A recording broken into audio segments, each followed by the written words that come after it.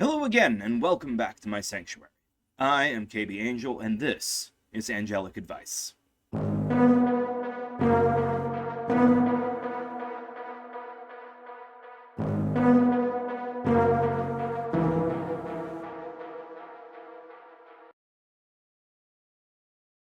On today's episode of Angelic Advice, we are going to tackle a tricky subject that is at the heart of my intentions with this channel. As a fan of TTRPGs in general, I strongly believe that all sorts of different systems have value. System matters is one of the core tenets of this channel, and I firmly believe that different systems help tables tell different stories. Whether that's something like Fate, or a Powered by the Apocalypse world game, or GURPS, or Hero, or Old School Essentials, or Pathfinder 2nd Edition. Even with the same general scenario, each of these systems will play entirely different.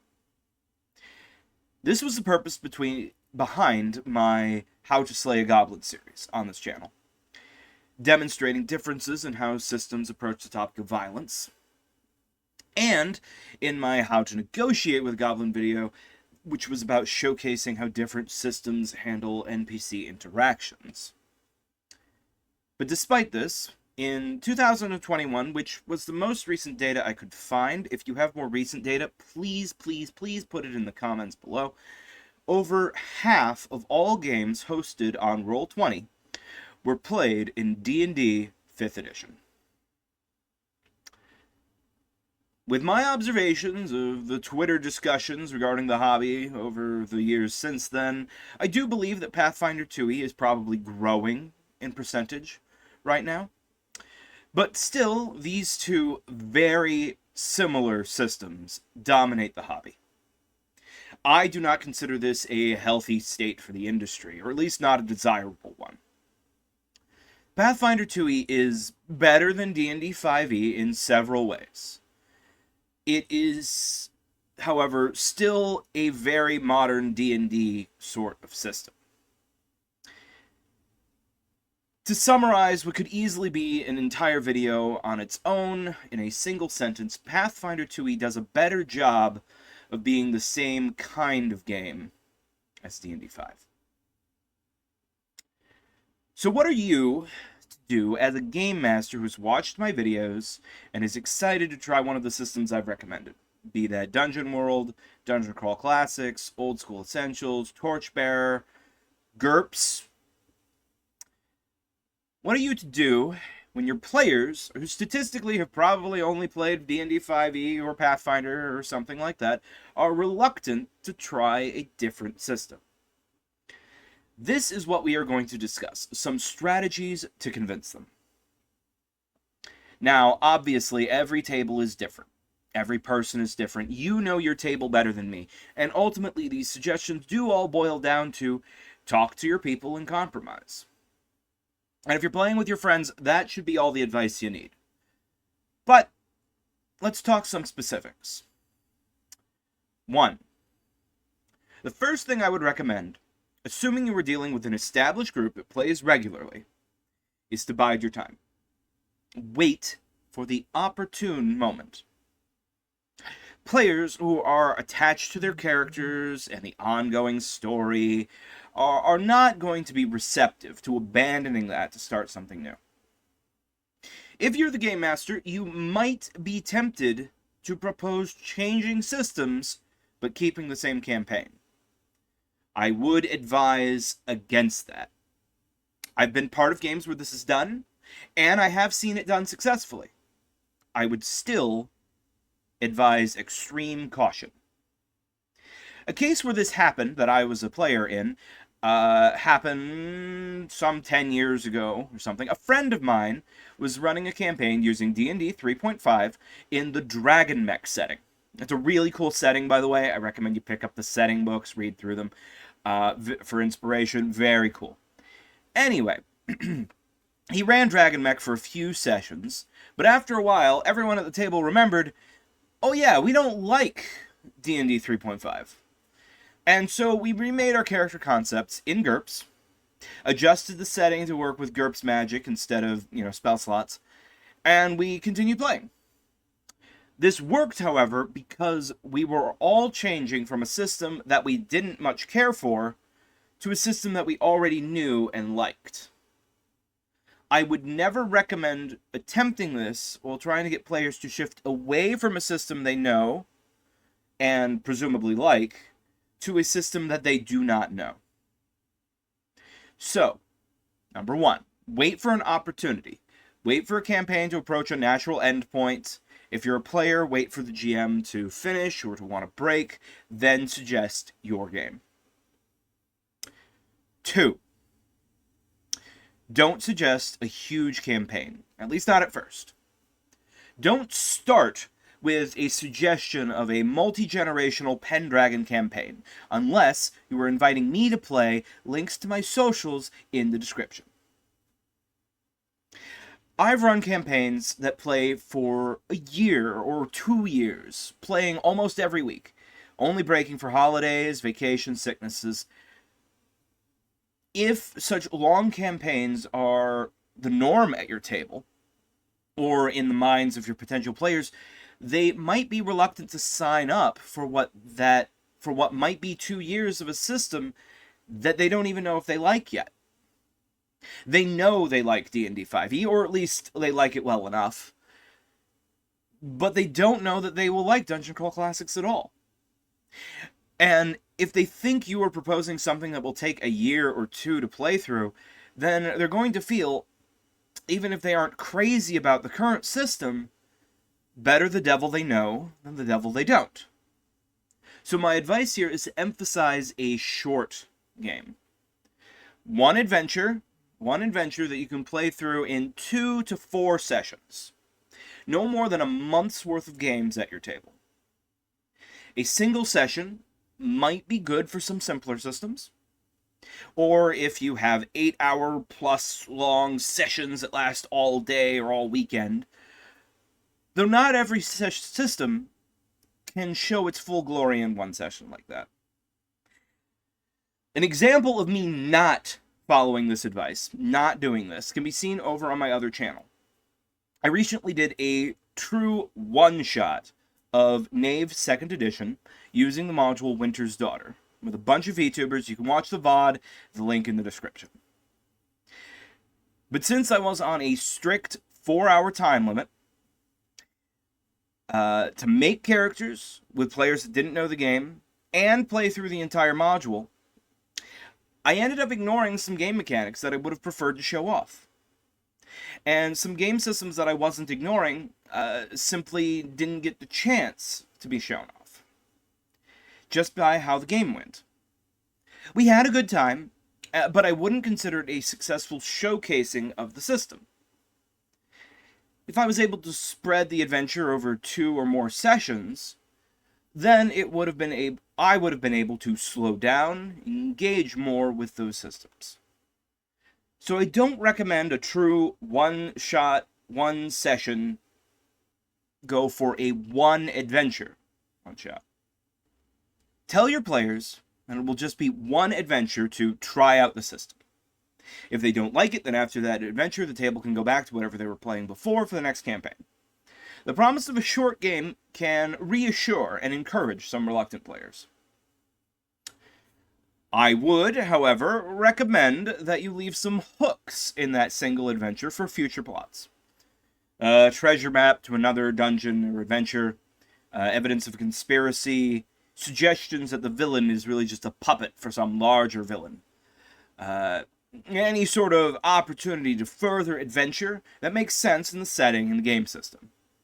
If the players enjoy the new system and like their new characters, you can easily give them the option to continue and follow up on this new opportunity, turning that single adventure into the start of the campaign.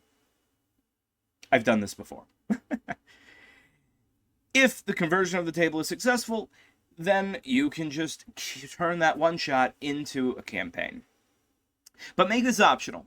Even if they don't wish to continue, you want the ending to feel at least like the end of an episode, not a cliffhanger.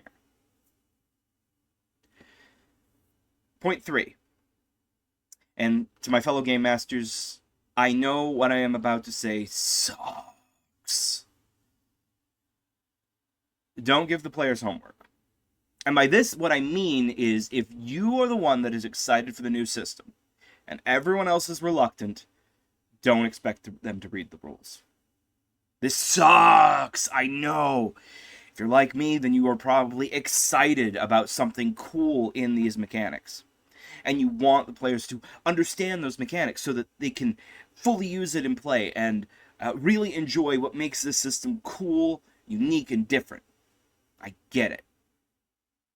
And if you talk to your players about it and they're excited to learn, then yeah, encourage them, read the book, have a grand old time. But that isn't the situation we're talking about today. We're talking about those reluctant players. Often, they feel they have invested time, potentially a lot of time, in learning one system, typically some edition of D&D. And perhaps they don't want to spend the time to learn a new system. Some systems are very simple, and learning isn't actually an obstacle at all, though they might not know that. But some systems are indeed rather complex. Torchbearer and GURPS are both systems I love, but I would be lying if I said they don't require a certain amount of system mastery to get the most out of. But regardless, if you were dealing with reluctant players, this burden will fall on you to know the rules and teach them at the table. Make it as easy as possible for them to slide into the new game. Cheat sheets, flowchart, rule references, etc. Provide what you can at the table. Hopefully, in your situation, you have some players who are not so reluctant and will read and engage with the new rules. But if you do have an entire table who are reluctant, then this burden falls entirely on you.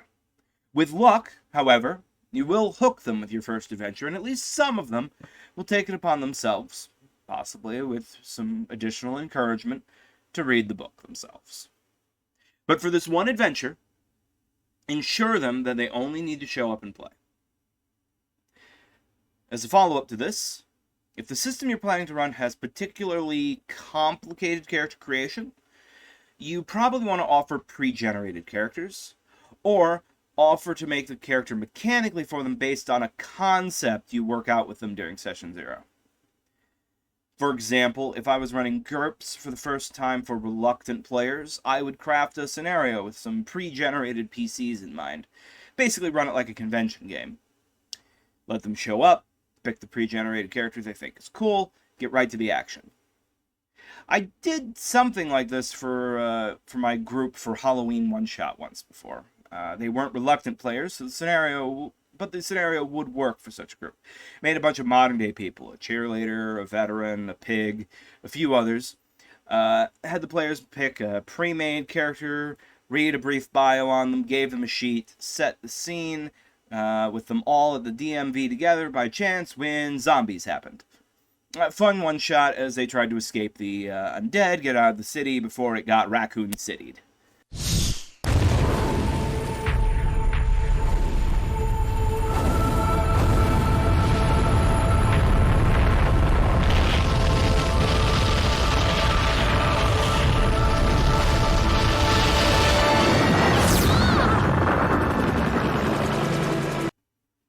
Point 4. Show them that you aren't the only one excited about this system. Odds are these days you probably heard about whatever system you're geared up for online somewhere. Maybe you watched or read a review, like from Questing Beast on YouTube. Maybe you watched an actual play of it.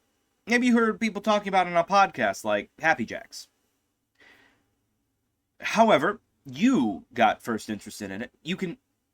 That can aid you in showing that the game has quality. Look, these people played it and they really liked it. The sort of social backing can help to demonstrate the system is worth the reluctant player's time. You could share the review, the AP, podcast episode with them, perhaps a second opinion from people who have actually played and run the game before can help them overcome that reluctance. And lastly, point 5. The ultimatum. I wouldn't recommend jumping right to this. This is sort of a last-ditch effort. But if you are the only GM in your group, then power is all in your hands.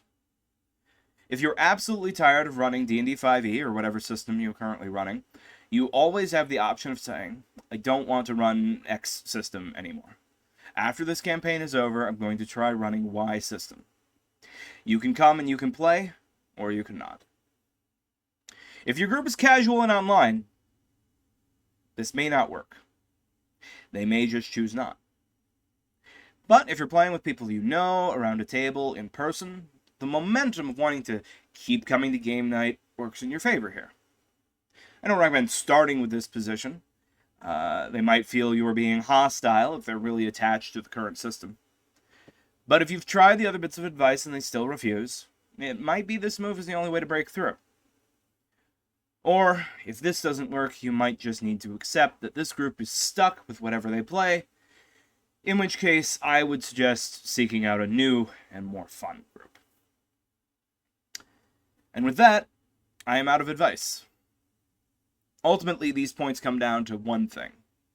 Talk to people, address their fears, compromise. Offer to run a single short adventure. Offer to provide pre-generated characters, or do the heavy lifting in character creation during a session 0. Don't give them homework, just let them show up and play. This will, likely, mean more work for you. But, in the end, if they like the new system, then they'll learn it. And you can play it for years to come.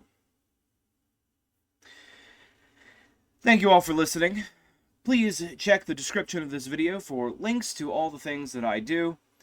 Give the video a like, subscribe, give me a comment. If there's any suggestions you have for other ways that might break through, get a reluctant player to try a new system, please give me your opinions in the comment section down below.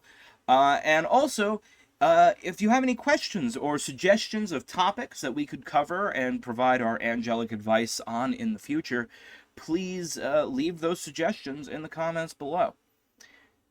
Thank you all for listening. We'll see you next time.